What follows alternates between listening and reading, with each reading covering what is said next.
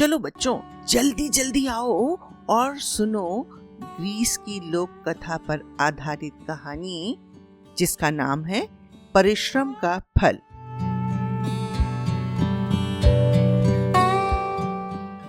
तो बच्चों, ये कहानी है यूनान की।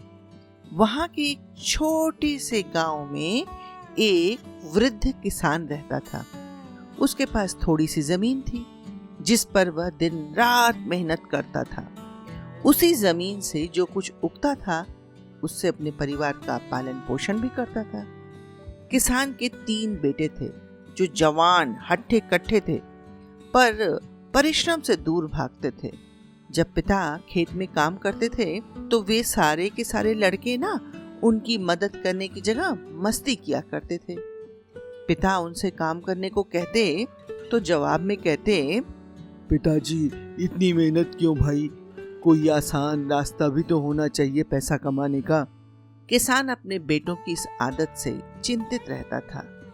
वो जानता था कि ये केवल जमीन नहीं बल्कि किसान का सच्चा धन है। कई बार उसने समझाने की कोशिश की पर बेटे उसकी बातों को हल्के में ले लेते। धीरे धीरे समय बीतता गया और किसान बहुत बीमार पड़ गया।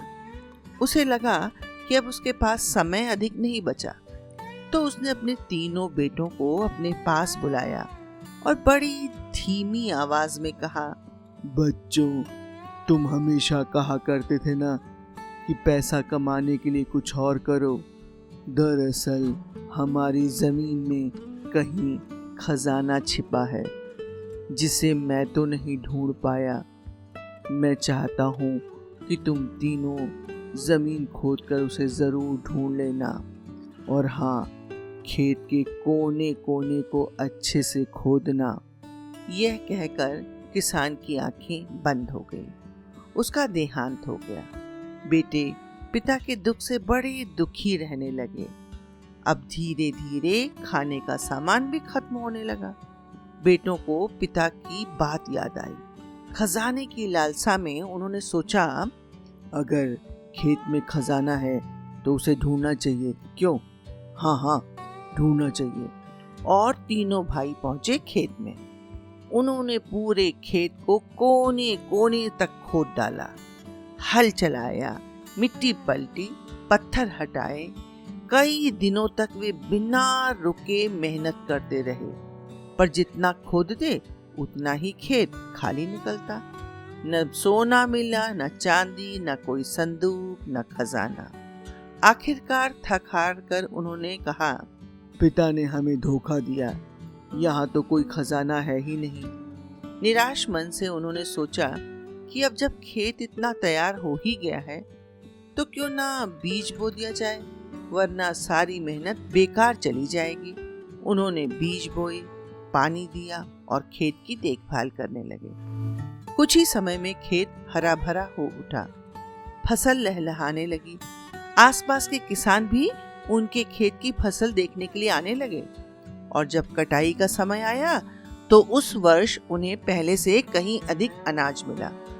अनाज बेचकर उन्हें अच्छी आय हुई। गांव के लोग तो भाई हैरान थे कि एक ही वर्ष में उनकी खेती इतनी समृद्ध कैसे हो गई, कैसे इतना पैसा दे गई। तभी तीनों बेटों को पिता की बात का असली अर्थ समझ में आया। खजाना सोने चांदी का नहीं बल्कि परिश्रम का था। खेत को खोदने से जमीन उपजाऊ हो गई थी और उसी मेहनत ने उन्हें समृद्ध बनाया था। बेटों ने मन ही मन अपने पिता को धन्यवाद दिया और वे समझ चुके थे कि परिश्रम से बड़ा कोई खजाना नहीं होता। तो बच्चों, यहाँ होती हमारी कहानी खत्म। तो अब आप बताइए कि आपको कहानी से क्या सीख मिली और आपको कहानी कैसी लगी। रुको रुको, अगर आपको ये कहानी पसंद आई हो तो वीडियो को लाइक करें, चैनल को सब्सक्राइब करें, नीचे दिए हुए बेल आइकन को जरूर दबाएं ताकि आपको ऐसी मजेदार कहानियाँ सुनने को जरूर मिले। परिश्रम का फल हमेशा मीठा होता है ना, यही सोच रहे हो ना आप? बिल्कुल सच। और सच्चा खजाना मेहनत में छिपा होता है।